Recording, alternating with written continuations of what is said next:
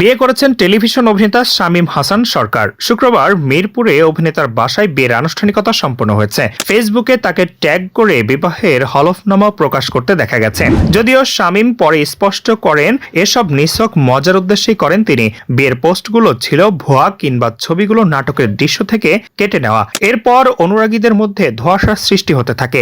আদতে কার সঙ্গে সম্পর্কে রয়েছেন শামীম? এরই মধ্যে শুক্রবার শামীমের বিয়ের ছবি প্রকাশ্যে আসতেই নানা প্রশ্ন ঘুরপাক খেতে শুরু করে ভক্তদের মনে। পরে নিশ্চিত হওয়া যায় নাটকে নয়, এবার বাস্তবে বিয়ে করলেন শামীম। যদিও শুরুর দিকে সামাজিক মাধ্যমে স্ত্রীর পরিচয় প্রকাশ করেননি অভিনেতা, তবে শুক্রবার রাতে প্রোফাইলে গট ম্যারিড পোস্ট দিয়ে স্ত্রীর পরিচয় নিশ্চিত করেছেন অভিনেতা। এর আগে অবশ্য ধারণা করা হয়েছিল শামীমের স্ত্রী মিডিয়ার কেউ নন। তবে শামীম হাসান সরকারের স্ত্রীর প্রোফাইল পর্যালোচনা করা দেখা যায় তিনি ফরিদপুরের মেয়ে আফসানা প্রীতি। পড়াশোনা করছেন ড্যাফোডিল ইন্টারন্যাশনাল ইউনিভার্সিটিতে। প্রোফাইল পিকচারে বর্তমানে তার বিয়ের ছবিটি রয়েছে।